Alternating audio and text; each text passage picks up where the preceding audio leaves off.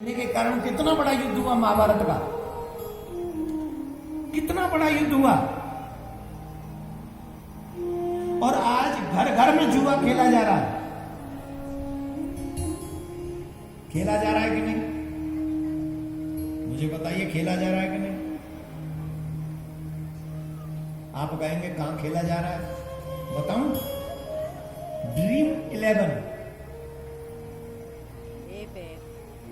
बाकायदा बड़े बड़े खिलाड़ी, हीरो हीरोइन। मैंने तो ड्रीम 11 बना ली, तुमने बनाई क्या? ये क्या है?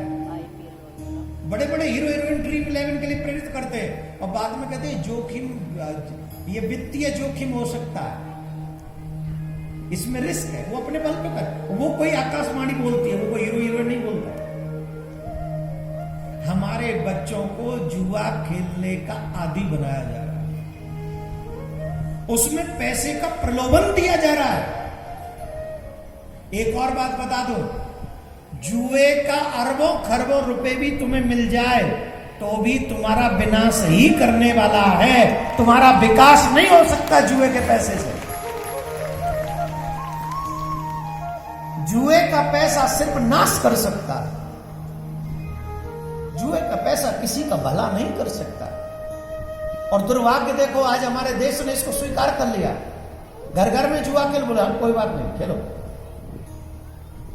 क्या होगा हमारे घरों का विकास, क्या होगा हमारे बच्चों का विकास, क्या होगा हमारी संस्कृति का विकास? माइक मिल जाए तो संस्कृति की जय जय हो, और हम लोग कोई काम ना करें संस्कृति के लिए, ये गलत है, ये अन्याय है, ये अधर्म है।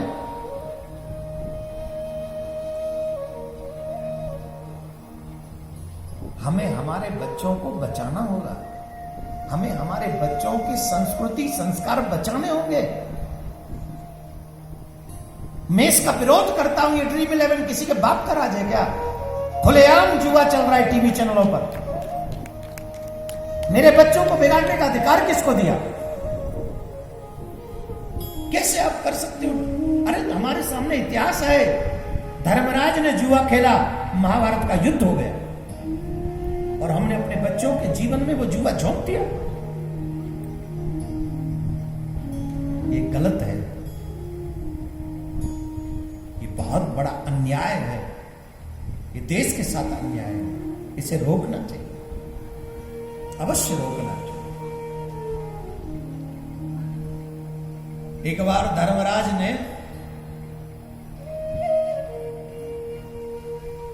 दुर्योधन के साथ में जुआ खेला, दुर्योधन के कहने पर, दुर्योधन के कहने पर जुआ खेला, और वो जो पासे थे वो शकुनी के बनाए हुए पासे थे, वही नंबर आते थे जो शकुनी चाहता था। इस बात को धर्मराज नहीं जानते थे, धर्मराज नहीं जानते थे। और जो जो दाव दुर्योधन मांगता था वही वही दाव आता था। धर्मराज ने, मैं अगला दाव जीत जाऊंगा इस चक्कर में,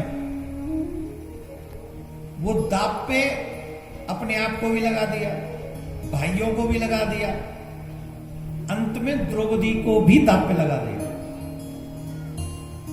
एक बात ध्यान से सुनना, विनाश काले विपरीत बुद्धि।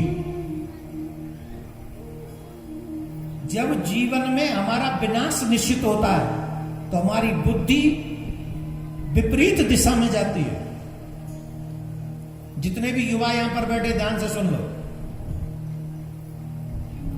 बड़े ध्यान से। जब हमारे जीवन में विनाश आने वाला हो तो हमारी बुद्धि गलत डिसीजन लेने लगती है, अच्छे को बुरा समझती है और बुरे को अच्छा समझती है। जैसे मित्र कहे, अरे पी लेना थोड़ा सा, आज मेरा बर्थडे, कुछ नहीं जाता, पी ले। अब अच्छा निर्णय क्या है कि न पिए जाए, जिद करे तो उसी के गाल पे सेक दिया जाए, बोले आज तेरा बर्थडे है, तू भी मत पी। अच्छी बात तो यही है। लेकिन बुरी बात क्या है, चल मेरा मित्र कह रहा है तो पी लेता हूं, और पी लिया, फिर दूसरे दिन दूसरा बोलेगा, तीसरे दिन तीसरा, ऐसे ही साल में कई दिन हम पीने के आदी बन गए। क्यों हो गया? विपरीत बुद्धि हो गई। हम लोग भी कई चीजें गलत डिसीजन लेते हैं, इसका मतलब है कि हमने अपने विनाश को निमंत्रण दे दिया। अब धर्मराज जैसा परमार्थी व्यक्ति, धर्मज्ञ व्यक्ति इस दाव को लगा गया द्रौपदी को कि शायद मैं जीत जाऊं, और वो दाव हार गए। धर्मराज हार गए वो दाव। दुर्योधन ने दुशासन से कहा, जाओ द्रौपदी को भरी सभा में लेकर आओ। योरसेल्फ, आप अपना सम्मान खुद से करिए तो लोग आपका सम्मान करेंगे, इसमें कोई संशय नहीं।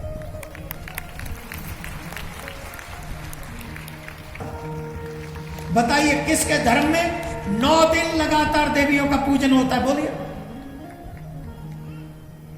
एक भी रिलीजन ऐसा बता दीजिए जिसमें देवियों का पूजन होता हो। हमारे यहां धरती माता का पूजन है, हमारे गंगा मैया का पूजन है, हमारे यहां सरस्वती मैया का पूजन है, हमारे यहां लक्ष्मी मैया का पूजन है, हमारे यहां दुर्गा के 9 रूपों का पूजन है, हमारे सीता मैया का पूजन किया जाता है, हमारे यहां राधा मैया का पूजन किया जाता है। हमारे यहां हर एक घर में कुल देवी का पूजन होता है कि नहीं होता है? और तो और छोड़िए, हमारे यहां कहते हैं हर स्त्री को, ये कौन है? बोलिए गृह लक्ष्मी है।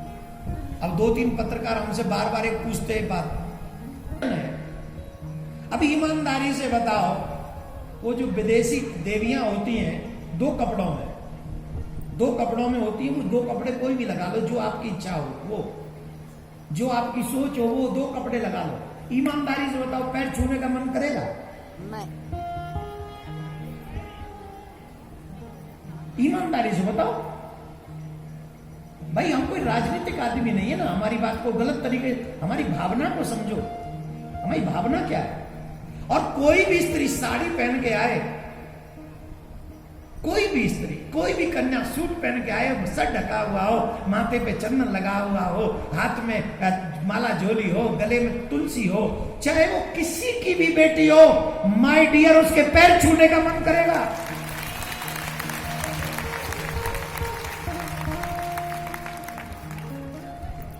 उसके पैर छूने का मन करेगा। कौन सा व्यक्ति ऐसा है जो मुझे देखे कि मैं भी बॉलीवुड के हीरो की तरह कपड़े उतार के, टी शर्ट उतार के, ये ऐसे डोले सोले दिखाऊं यहां बैठ के? अब महाराज पूजन कर पाओगे? फिर व्यास पूजन कर पाओगे? यहां की मर्यादा है, यहां मुझे ऐसे ही आना है, तब ना आपकी श्रद्धा बनेगी। वैसे ही हर देवी जब देवी के रूप में दिखेगी, हर व्यक्ति की श्रद्धा आप में बनेगी, हर देवी की श्रद्धा।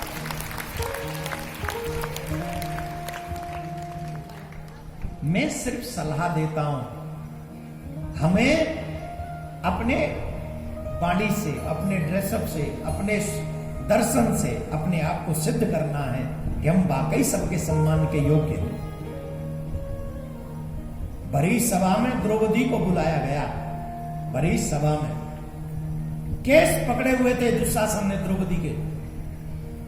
ये बुरा वक्त होता है, सब ध्यान से सुनना, जब बुरा वक्त होता है ना, सब साथ छोड़ देते हैं, कोई आपका साथ नहीं देता, कोई भी साथ नहीं देता आपका, और जब अच्छा वक्त आता तो सब साथ देते। अब बताइए, अर्जुन, भीम, नकुल, सहदेव और धर्मराज, जिसके ऐसे परफेक्ट पति हों, दुर्योधन की छाती भीम के आगे फटती है, हमारा डरता है कि बड़ा बलवान है भीम। आज वो भीम नीचे सर करके बैठा, और द्रौपदी के केस पकड़े हुए दुशासन में। द्रौपदी ने सबके आगे प्रश्न किया कि कुरुवंश की कुलवधू को इस तरीके से सभा में लाने का मतलब क्या है, अभिप्राय क्या है? ये प्रसंग ध्यान से सुनना, आपको भगवान में निष्ठा जगेगी। कितना भी बड़ा बल हो, कितना भी बड़ा धन हो, कितना भी बड़ा परिवार हो, कितना भी बड़ा पद हो, लेकिन जब विपत्ति आती है तो कोई साथ नहीं देता। कोई भी नहीं।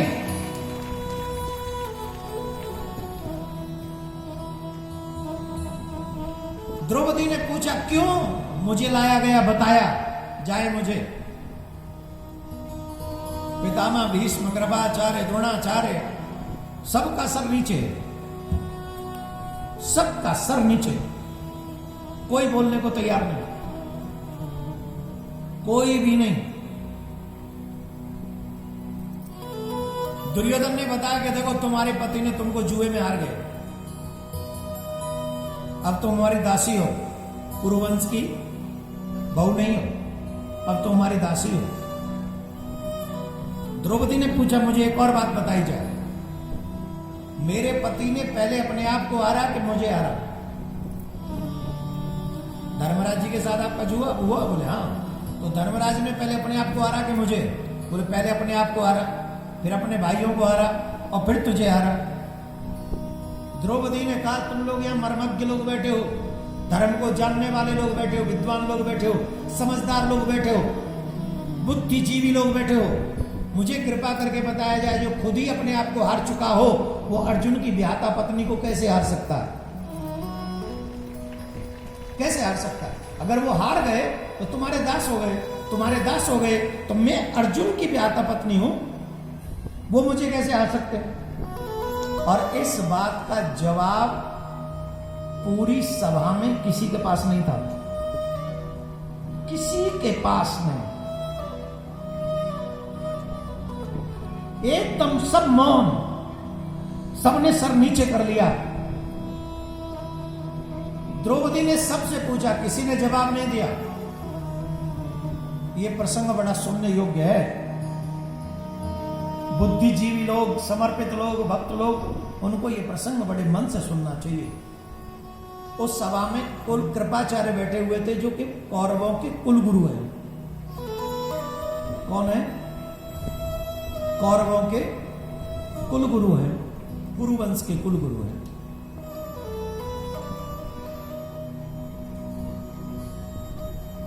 द्रौपदी ने सबसे एक एक बार पूछा, लेकिन कृपाचार्य जी से दोबारा पूछा। कृपाचार्य जी से द्रौपदी ने पूछा, आप गुरु हैं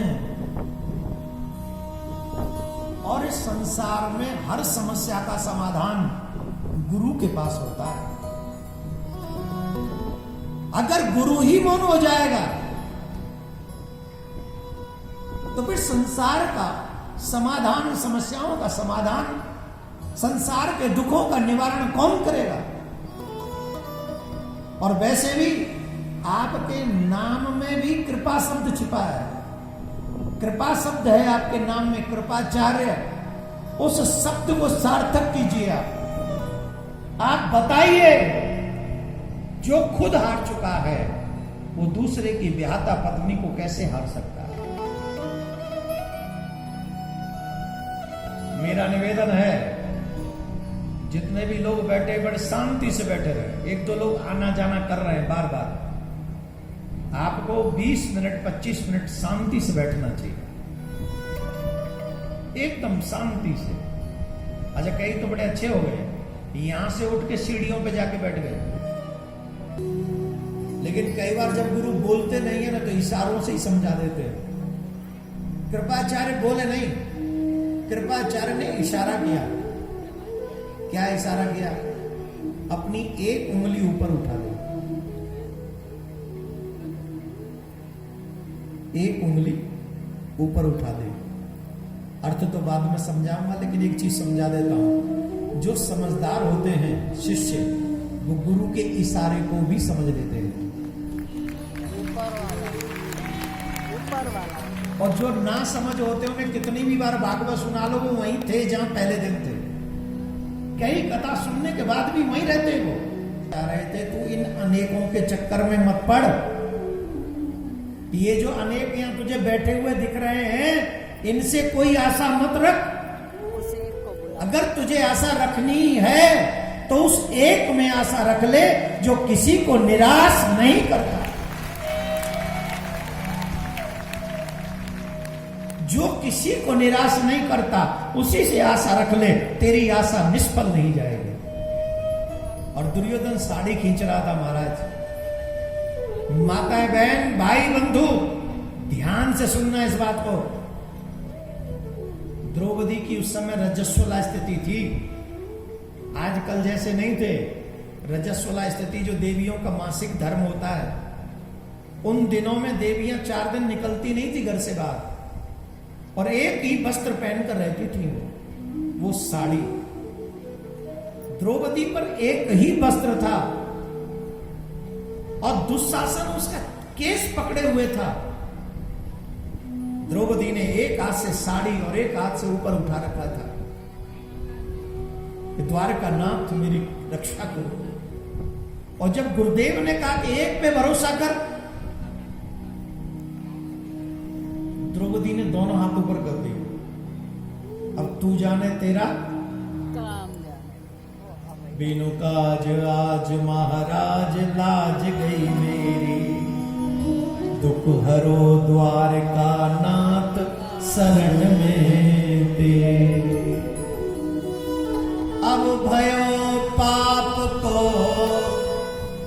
अब भयो धर्म को अंत, पाप रयो छाई, भरी सभा के बीच नार बिल खाई। दुशासन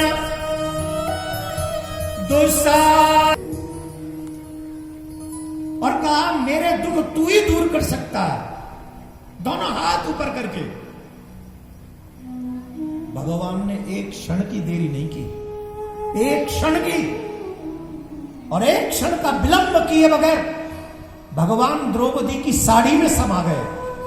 मानो चैलेंज कर दिया दुशासन को, तेरी मां ने दूध पिलाया है तो आज द्रौपदी को निर्वस्त्र करके दिखा, मैं भी देखूं तेरी मां ने कितना दूध पिलाया, कि मेरे भक्त को कोई निर्वस्त्र कर सके, उसका कोई अपमान कर सके।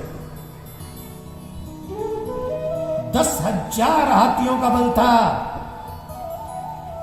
दुशासन में, साधारण योद्धा नहीं था दुशासन, 10,000 हाथियों का बल था, लेकिन द्रौपदी की 10 गज की साड़ी न हटा सका।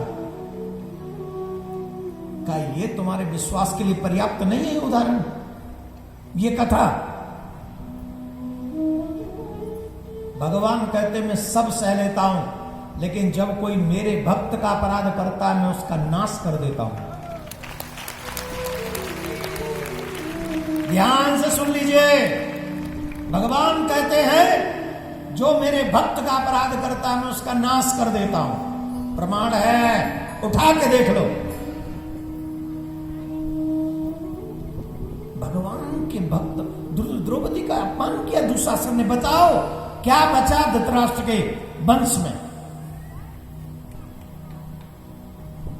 हम तो ये समझते थे संत महात्मा भक्त विद्वान इस बात को कहते थे भगवान को बुलाने के लिए बड़ी व्यवस्था की आवश्यकता पड़ती है, बड़ी शुद्धता की आवश्यकता पड़ती है। हमें भी यही सिखाया गया, आपने भी यही सीखा कि भगवान को स्नान कराने जाना पहले खुद स्नान करो, शुद्ध वस्त्र पहनो, पवित्र वस्त्र पहनो, शुद्धता का ध्यान रखो, पवित्रता का ध्यान रखो, उल्टी सीधी चीजों को मत छुओ, सीधे पवित्र होकर भगवान के पास जाओ। माता बहनों से निवेदन है, कथा में जाओ, मंदिर में जाओ, पूजा में जाओ, पाठ में जाओ, अपने बाल बांध के जाओ, अपने बाल बांध के जाओ। खुले हुए बालों को ऋषि परंपरा, द्रौपदी के बाल इस लीला के बाद, इस घटना के बाद हमेशा खुले रहे। कब तक? जब तक दुर्योधन का नाश नहीं हो। ये मेरा सजेशन है, सिर्फ आइडिया दे रहा हूं, मानना ना मानना आपकी मर्जी है, फोर्स नहीं कर रहा हूं।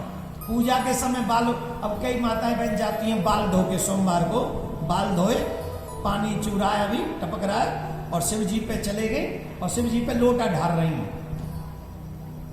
यहां लोटा को जल ढर रहा है और यहां जटान को भी जल ढर रहा शिव जी पे। शिव जी कह रहे हैं बरम रोई वरदान मांगो, हम तुमसे बड़े प्रसन्न हैं। लोटा के जल से नहीं, ये तुम्हारी जो जटाओं का जल हम पे आया, हम बड़े प्रसन्न हैं, वरदान मांग लो। ये बात भाइयों पे भी लागू होती है, ध्यान रखना। अगर आपके भी बाल ना धो के जा रहे हो तो बालों को बांध के ही पूजा में जाओ। बस चोटी बांधनी चाहिए, हम लोगों की चोटी होती भाइयों की। कोई भी पूजा करनी हो तो सिक्खा बांधे बगैर पूजा नहीं करनी चाहिए।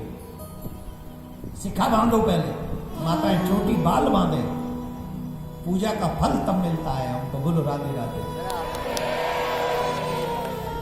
अब बताइए, जिस समय द्रौपदी की साड़ी में भगवान ने प्रवेश किया, उस समय द्रौपदी की अवस्था क्या थी? जवाब दो।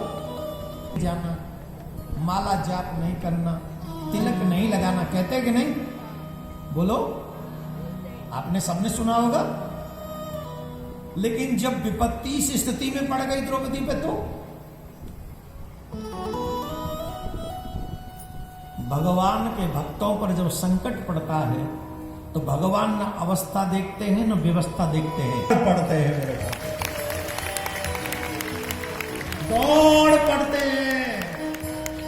इसलिए मेरे माय डियर, गोविंद प्रेम बिना नहीं मिलते, चाहे कोटिन करो उपाय। गोविंद प्रेम बिना नहीं मिलते, चाहे कोटिन करो उपाय।